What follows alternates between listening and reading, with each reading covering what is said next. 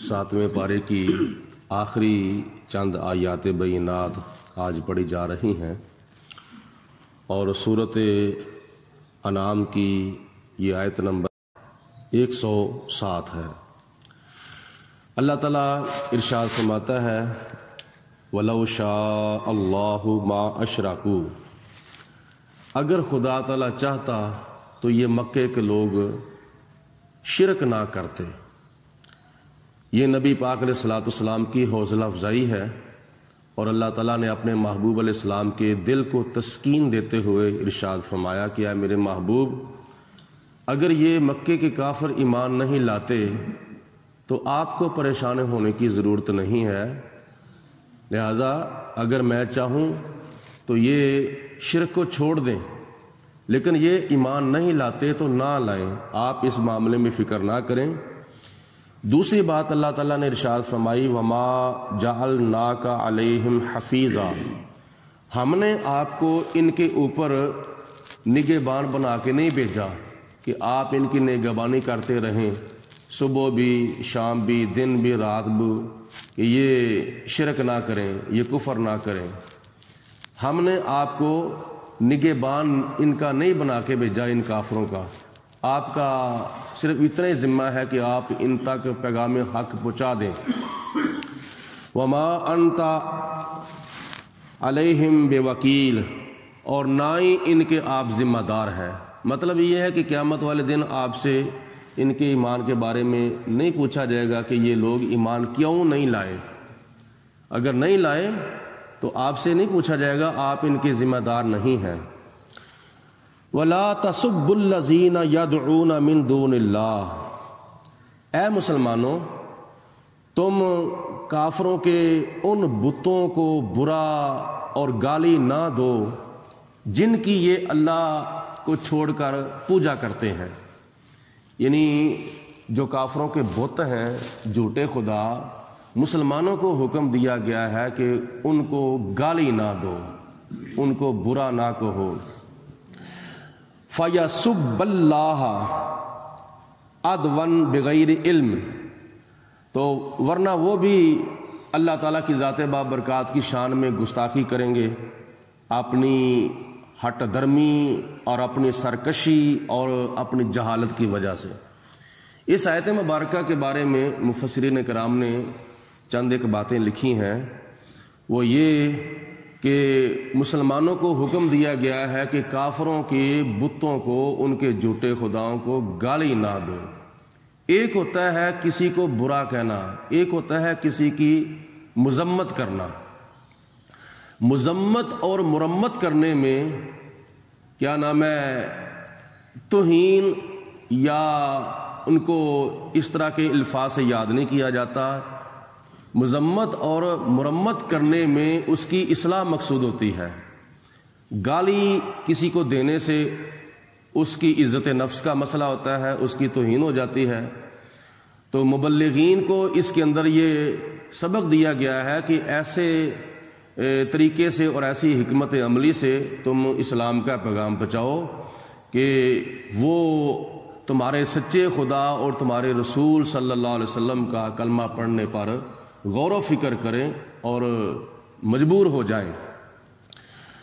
इसके अलावा मुफस्सिरीन किराम ने लिखा है कि जब इस्लाम को इतनी ताकत नहीं मिली थी, इस्लाम को इतना गलबा नहीं मिला था, तो उस वक़्त ये मुसलमानों को हुक्म दिया गया था कि काफरों के बुतों को गाली ना दो, वरना वो तुम्हारे सच्चे खुदा को गाली देंगे।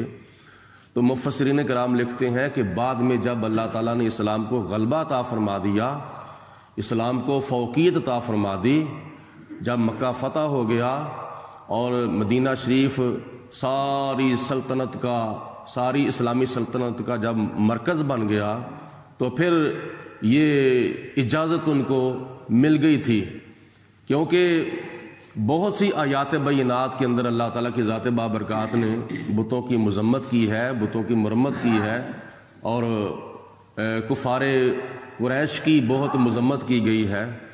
और बुतों को यहाँ तक कहा गया है कि तुम उनकी पूजा करते हो कि जो देखते भी नहीं, वो सुनते भी नहीं, वो बोलते भी नहीं। अगर उनके जिस्मों की, उनके ऊपर اگر کوئی مکھی آ کر بیٹھ جاتی ہے تو وہ تو اپنے آپ اپنے اوپر بیٹھی ہوئی مکھی کو بھی نہیں اڑا سکتے۔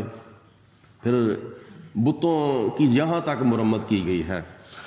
اللہ پاک کی ذات بابرکات نے ارشاد فرمایا کذالک زینا لکل امۃ عملہم، اسی طرح ہم نے ہر قوم کے لیے ان کا جو عمل ہے مزین کر دیا ہے، خوشنما کر دیا ہے۔ ثم الی ربہم مرجعہم، پھر جب وہ قیامت کے دن اپنی قبر سے اٹھائے جائیں گے تو وہ اللہ کی بارگاہ میں ان کو لوٹنا ہوگا، اللہ کی بارگاہ میں ان کو حاضر ہونا ہوگا۔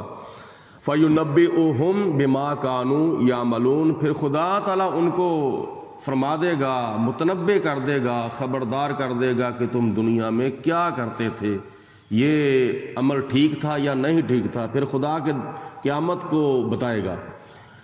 وَأَقْسَمُوا بِاللَّهِ جَهْدَ أَيْمَانِهِمْ، پھر کفار مکہ قسمیں کھا کھا کر، بڑی کوشش کے ساتھ بڑی پکی قسمیں کھا کھا کر کہتے تھے لَإِن جَاءَتْهُمْ آیَةٌ، اگر ہمارے پاس کوئی نشانی آ جائے تو لَيُؤْمِنُنَّ بِهَا، تو ہم ان پر ایمان لے آئیں گے، یعنی اللہ کی ذات کو ایک مان لیں گے، تمہیں اللہ کا رسول ہم مان لیں گے ہمارے پاس اگر کوئی نشانی آ جائے۔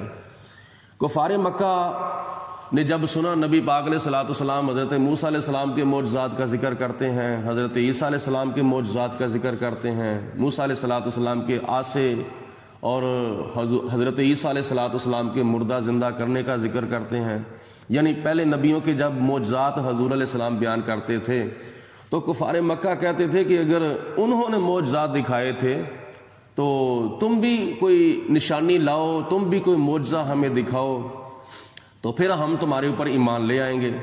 تو جناب حبیب کبریا علیہ السلام نے فرمایا کہ تم کیا چاہتے ہو، تم کون سی نشانی دیکھنا چاہتے ہو؟